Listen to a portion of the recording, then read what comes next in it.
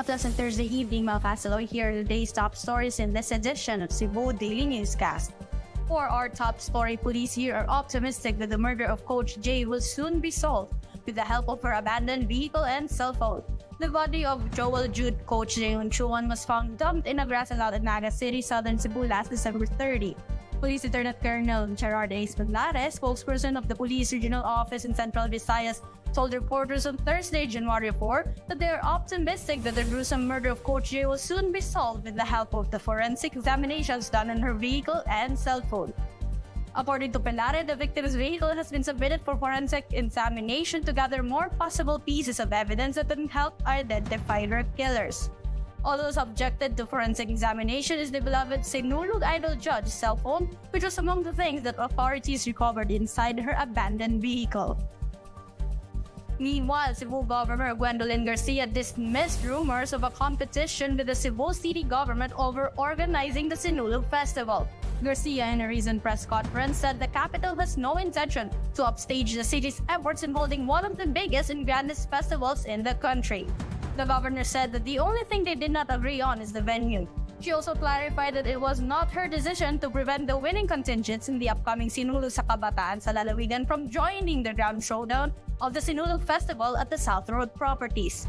Instead, all mayors and choreographers agreed not to send their performers for the ritual showdown, which will take place a week after the Sinulog sa Kabataan sa Lalawigan, citing safety concerns for their delegates. In other news, over 17,000 grade 11 students in state universities and colleges and local universities and colleges might face displacement as these institutions follow a Commission on Higher Education directive to halt the senior high school program next year. The Department of Education reports 2.1 million grade 11 students this year, with 17,751 in SUCs and LUCs. Those that will be displaced have two options next school year: enroll in public schools, or if they would prefer to do so, they may also enroll in private schools and avail of the voucher program, said Education Undersecretary Michael Powa. He added that some regions, particularly Cagayan Valley and Davao, no longer had grade 11 students enrolled in SUCs and LUCs, so no one would be displaced in these areas. Finally, in entertainment, the falling block video game Tetris has met its match in 30-year-old Willis Gibson, who has become the first player to officially beat the original Nintendo version of the game by breaking it. Technically, Willis, aka Blue Scooty in the gaming world, made it to what gamers call a kill screen, a point where the Tetris gold glitches, crashing the game.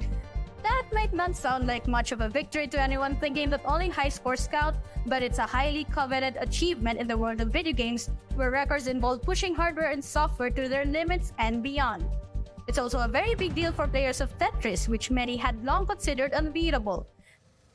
There you have today's top stories in and outside Cebu, mga Kasaloy. Get the full story by visiting our page at cdn.ph or follow us on social media at CDN Digital.